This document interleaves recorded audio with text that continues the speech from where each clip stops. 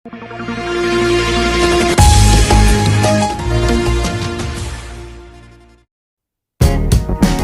मंत्री के निर्देश पर प्रत्येक ब्लॉक पर नैनो इफ्को किसान गोष्ठी का होगा आयोजन। नमस्कार, आप देख रहे हैं जनमंच खबर। विकासखंड नेबुआ नौरंगिया के सभागार में नैनो यूरिया आधारित किसान गोष्ठी का आयोजन सोमवार को किया गया। यह गोष्ठी सहकारिता मंत्री के निर्देश पर प्रत्येक ब्लॉक पर सहकारिता विभाग एवं इफ्को की ओर से किया जा रहा है। गोष्ठी के मुख्य अतिथि भाजपा वरिष्ठ नेता व सहकारिता के चेयरमैन लल्लन मिश्रा व विशिष्ट अतिथि खड्डा विधायक विवेकानंद पांडे ने ब्लॉक प्रमुख प्रतिनिधि शेषनाथ यादव के साथ इस कार्यक्रम का शुभारंभ किया। उन्होंने किसानों को नई विधि से खेती करने के लिए प्रोत्साहित किया। सहकारिता सहायक आयुक्त एवं सहकारिता निबंध शिवाजी अपर जिला सहकारी अधिकारी राजकुमार मौर्य, सहकारिता सहायक विकास अधिकारी आशीष सिंह, क्षेत्रीय प्रबंधक इफ्को राजकुमार आदि ने किसानों को नैनो यूरिया के प्रयोग विधि तथा इफ्को नैनो यूरिया के इस्तेमाल एवं उससे होने वाले लाभ के बारे में विस्तार से जानकारी दी। उन्होंने कहा कि नैनो यूरिया के इस्तेमाल से पर्यावरण, जल एवं मृदा प्रदूषण से बचाव किया जा सकता है, साथ साथ लागत में अधिक उपज प्राप्त किया जा सकता है। किसानों को यह एक बोतल नैनो यूरिया 1 बोरी यूरिया के बराबर बताया जा रहा है। नैनो यूरिया का प्रयोग करने के लिए किसानों को प्रेरित किया गया। बताया गया कि एक बोतल नैनो यूरिया 500 मिलीग्राम की होती है। इसका मूल्य मात्र 240 प्रति बोतल है।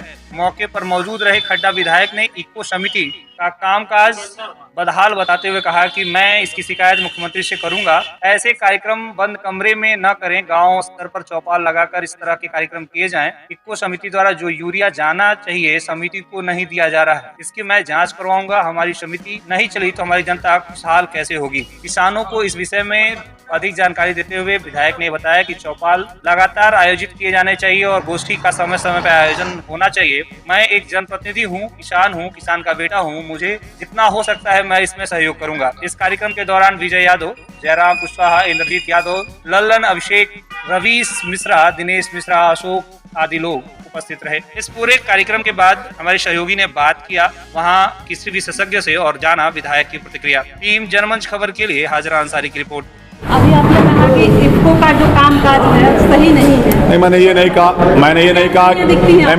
कहा कि इफ्को का कामकाज नहीं ठीक है। मैंने ये कहा कि इफ्को द्वारा यूरिया की जो समितियों में सप्लाई देना है वह बराबर बैलेंस करके प्राइवेट और सरकारी समितियों में दोनों में बराबर अनुपात में जाना चाहिए। ऐसा ना हो कि समितियों में इफ्को की यूरिया न मिले, समितियों में किल्लत रहे यूरिया की। इसके लिए मैंने कहा, मैं कामकाज से नाराज नहीं हूँ। मैंने यह है कि व्यवस्था में बैलेंस लेकर चलना है। इफ्को का अधिकारी को मैंने कहा, मैं इसको स्वयं दिखवा भी रहा हूँ। ये जो शिकायत मुझे प्राप्त हुई है कि समितियों में इफ्को द्वारा यूरिया नहीं दी गई है, इसकी मैं जांच खुद करवा रहा हूँ। संबंधित अधिकारी को दिखाऊंगा। अगर इसमें कहीं लापरवाही आएगी तो कार्रवाई होगी निश्चित रूप से।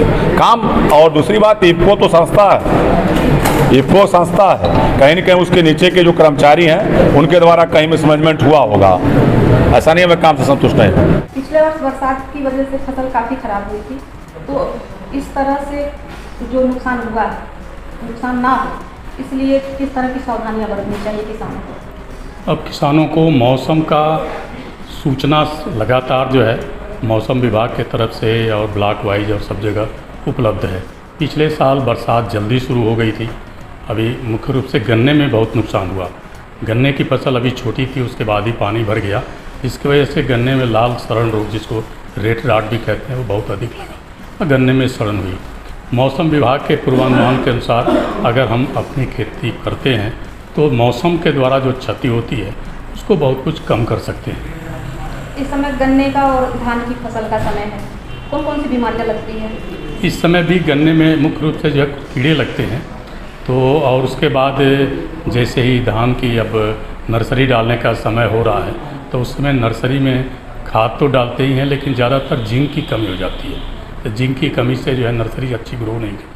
इसलिए नर्सरी में भी जिंक और बायो फर्टिलाइज़र का इस्तेमाल करने से हमारी नर्सरी अच्छी होगी तो मुख्य फसल भी अच्छी होगी। विधि क्या है? विधि जो है मुख्य रूप से जिसे बीज शोधन करके अगर हम बोते हैं, नर्सरी उगाते हैं, तो बीज शोधन के बाद जो बीज में जो रोग बीमारी है ये कम हो जाती है। अभी जैसे आप इफ्को नैनो यूरिया का प्रचार कर रहे हैं, तो अदर जो यूरिया है उससे ये किस तरह से अलग है? हाँ, ये इस समय एक नया प्रयोग है और नया रिसर्च है और पूरी दुनिया में इफ्को ने पहली बार इसको लॉन्च किया है अपने रिसर्च के द्वारा। तो तो इस पे पूरी दुनिया की निगाहें टिकी हुई हैं। एक तो जो सामान्य यूरिया डालते हैं उसमें मुख्य रूप से अगर देखें तो भूमि का, पर्यावरण का जो प्रदूषण है, नैनो यूरिया के प्रयोग से उसका प्रदूषण कम होगा। दूसरी बात, नैनो यूरिया के परिवहन में खर्चा हमारा बहुत कम आएगा। एक बोरी की जगह केवल एक बोतल आधे लीटर का हमको ढोना पड़ेगा।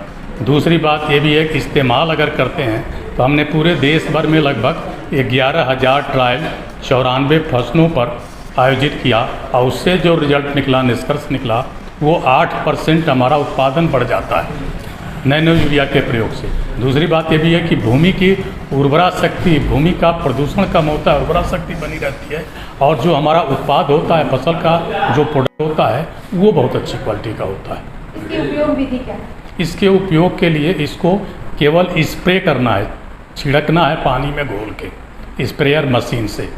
तो स्प्रेयर मशीन जैसे बुआई के 30 से 35 दिन के बाद हम इसको 2 से 4 मिलीलीटर 1 लीटर में, यानी जो एक टंकी 15 लीटर की है उसमें 30 से 60, जिन फसलों में नाइट्रोजन की आवश्यकता कम होती है जैसे दलहनी फसलें हैं, वहाँ पर 30 मिलीलीटर एक टंकी में, और जिनके जैसे धान है, गेहूँ है, गन्ना है, जिसमें नाइट्रोजन की आवश्यकता ज़्यादा होती है, उसमें अधिकतम 60 मिलीलीटर एक टंकी में घोल के अब फिर उसको स्प्रे करना है फसल पर बुआई के 30-35 दिन के बाद, और फिर दूसरा स्प्रे 20 से 25 दिन के बाद, मतलब पहला स्प्रे के 20 से 25 दिन के बाद। तो लगभग जो है 50-55 दिन पर फिर दूसरा स्प्रे करना है।